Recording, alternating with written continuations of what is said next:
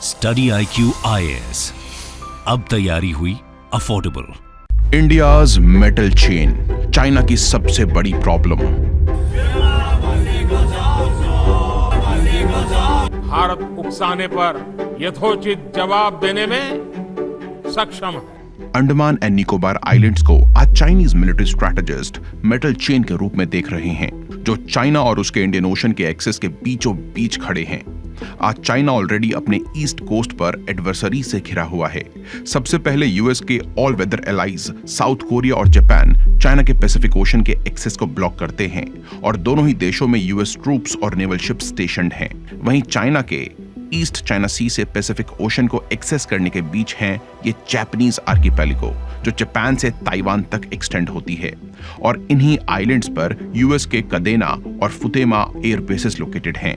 वहीं ताइवान को already US unwavering support का वायदा कर चुका है। ताइवान के थोड़ा सा साउथ में साउथ चाइना सी से पैसिफिक ओशन को एक्सेस करने के बीच खड़ा है यूएस का गुआम मिलिट्री बेस और फिलीपींस, जहां यूएस मिलिट्री परमानेंटली प्रेजेंट है।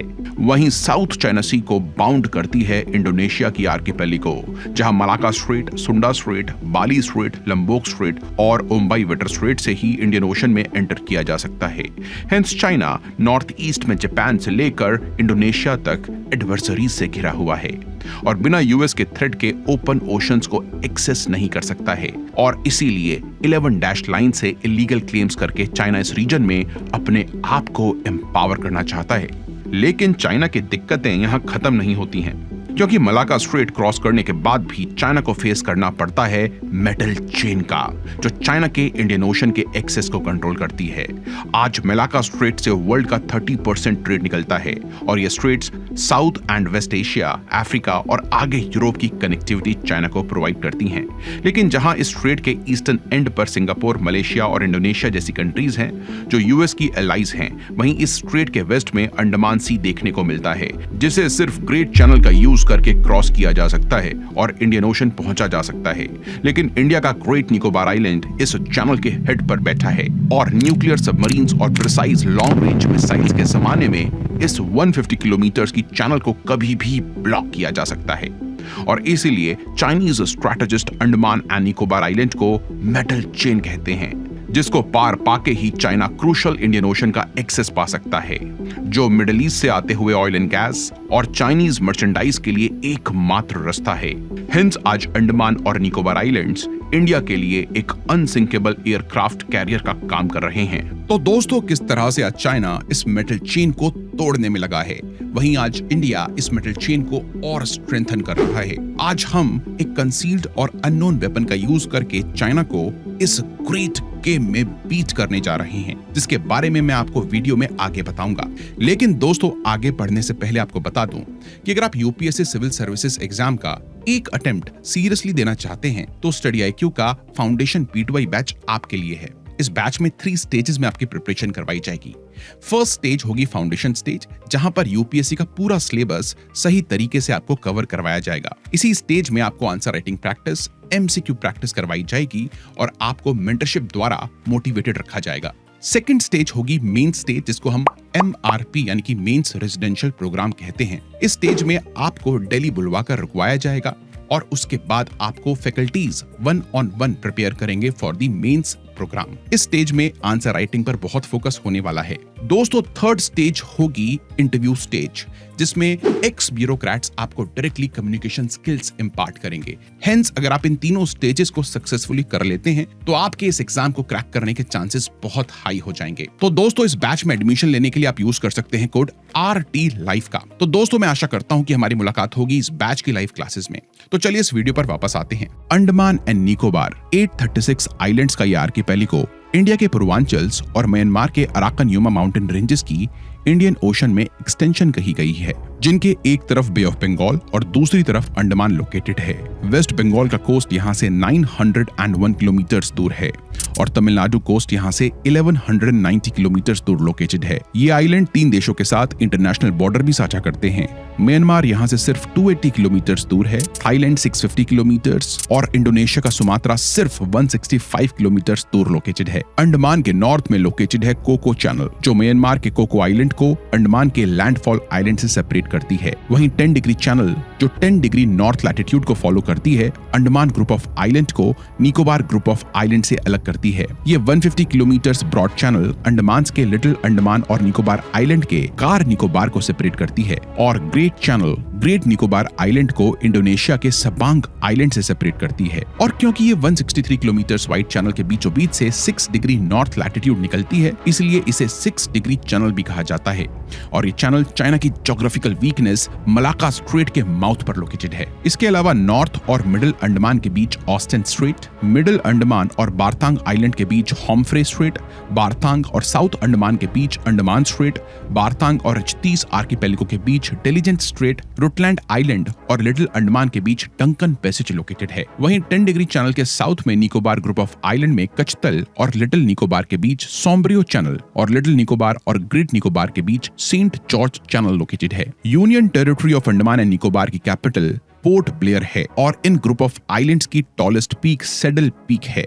यहाँ आपको इंडिया का एकमात्र एक्टिव वोल्केनो बैरन आइलैंड देखने को मिलता है और डोरमेंट वोल्केनो नारकोंडम भी यहीं लोकेटेड है। साथ ही यहाँ पर अनकॉन्टैक्टेड ट्राइब सेंटिनलीज भी रहते हैं। तो दोस्तों, ये बात क्लियर है कि इन आइलैंड्स का यूज करके मलाक्का स्ट्रेट को ब्लॉक किया जा सकता है और इसीलिए चाइना मलाक्का स्ट्रेट के ऑल्टरनेटिव बिल्ड करने में लगा है। चाहे चाइना पाकिस्तान इकोनॉमिक कॉरिडोर यानी कि सीपेक हो, जो पाकिस्तान के थ्रू चाइना को मिडिल ईस्ट का एक्सेस दे सकता है, या फिर चाइना म्यांमार इकोनॉमिक कॉरिडोर हो, जो चाइना के कुनमिंग से इंडियन ओशन का डायरेक्ट एक्सेस प्रोवाइड करता है, या फिर यूरेशियन लैंड ब्रिज हो, जो चाइना को यूरोप की डायरेक्ट कनेक्टिविटी प्रोवाइड करता है।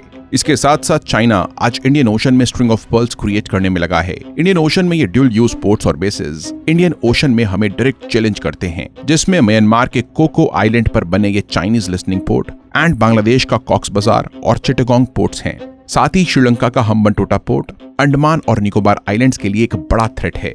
इसके साथ साथ चाइना अपनी सदर्न टेरिटरी से डायरेक्टली मिसाइल का यूज करके इन आइलैंड्स को भी टारगेट कर सकता है। और तो और दोस्तों, आज चाइना जब देखो इंडियन ओशन में रिसर्च वेसल भेजता रहता है और इंडियन ओशन फ्लोर के इस डेटा से इस रीजन में चाइना न्यूक्लियर सबमरीन्स को ऑपरेट कर सकता है। तो ये सुन के लगता है कि चाइना पूरी तरह से इस रीजन को डोमिनेट कर रहा है, लेकिन दोस्तों ऐसा नहीं है। हिमालयाज की ही तरह इंडियन ओशन में भी नेचर ने इंडिया को सबमरीन्स थ्रेट से डिफेंड करने की व्यवस्था की हुई है, जिसके बारे में मैं आपको आगे बताऊंगा। साथ ही आज इंडिया भी इंडो पैसिफिक में strategically located Andaman and Nicobar island की इंपॉर्टेंस समझते हुए एनवायरमेंटल कंसर्न्स के बावजूद इन आइलैंड्स की डेवलपमेंट में लगा है। ये आइलैंड्स इंडिया को इंडियन ओशन में डेप्थ तो प्रोवाइड करते ही हैं, पर हमारे एक्सक्लूसिव इकोनॉमिक जोन को भी एनहांस करते हैं। लेकिन पास्ट में इन आइलैंड्स को नेग्लेक्ट किया गया और आज चाइनीज थ्रेट के बाद ही हम इन आइलैंड्स को डेवलप करने में लगे हैं। आज 50,000 करोड़ रुपए की इन्वेस्टमेंट के बाद हम यहाँ स्ट्रैटेजिक पोर्ट और एयरफील्ड डेवलप कर रहे हैं, जो इन आइलैंड्स को इंडिया के मैरीटाइम ऑपरेशन के लिए एक स्टेजिंग पोस्ट बना देगी। साथ ही कैंपबेल बे में हम एक लार्ज कंटेनर पोर्ट भी डेवलप करने में लगे हैं। लेकिन दोस्तों, Andaman and Nicobar islands ecologically sensitive हैं और ये सारी डेवलपमेंट यहाँ के फ्रेजाइल इकोलॉजी को मद्देनजर रखकर ही की जानी चाहिए। साथ ही इस रीजन में 90 ईस्ट रिज, जो अंडर वाटर माउंटेन चेन है, जिसे हम अंडर वाटर हिमालयास भी कह सकते हैं, हमें चाइनीज सबमरीन से प्रोटेक्ट करती है और चाइनीज सबमरीन्स को हम इस रीजन में एक और एसेट के थ्रू काउंटर कर सकते हैं। जैसे ही चाइनीज सबमरीन्स इंडियन ओशन में एंटर होती हैं, वैसे ही यूएस को चाइना की इस नापाक हरकत की खबर लग जाती है। देखिए, पैसिफिक ओशन से इंडियन ओशन में एंटर करने के लिए चाइना के पास 4 रास्ते हैं। पहला है सिंगापुर, मलेशिया और इंडोनेशिया के पास लोकेटेड मलाक्का स्ट्रेट, जहां से चाइनीज सबमरीन्स अक्सर इंडियन ओशन में एंटर करती हैं। दूसरा और तीसरा रास्ता शैलो वाटर्स की वजह से सबमरीन ऑपरेशंस के लिए प्रैक्टिकल नहीं है। सुमात्रा और जावा के बीच सुंडा स्ट्रेट और जावा बाली के बीच बाली स्ट्रेट। फोर्थ रूट है बाली और लंबोक के बीच डीप लंबोक स्ट्रेट, और ये स्ट्रेट मलाक्का स्ट्रेट से भी डीप है।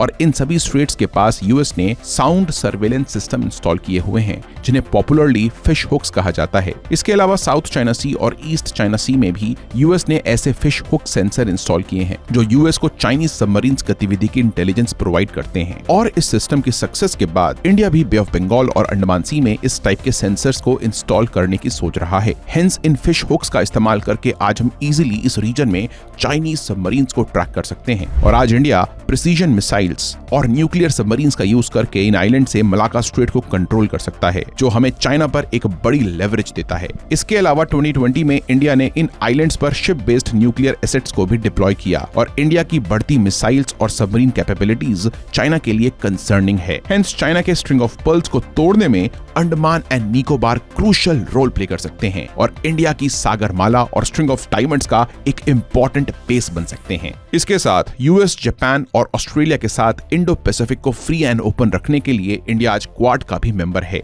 और एक्ट ईस्ट पॉलिसी के थ्रू साउथ एशियन नेशन से भी इंगेज कर रहा है। लेकिन दोस्तों, क्यों हमने इन आइलैंड्स की स्ट्रैटेजिक इंपॉर्टेंस समझने में देर कर दी? क्यों हम इन आइलैंड्स को डेवलप करने में चाइना से इतना पीछे रह गए? ऑल्दो कुछ सालों में अंडमान एंड निकोबार आइलैंड से इंडिया इस रीजन में चाइना को डोमिनेट कर सकेगा, लेकिन क्यों अभी तक हमने यहाँ अपनी कैपेबिलिटीज को डेवलप नहीं किया? कमेंट्स में हमें जरूर बताएं।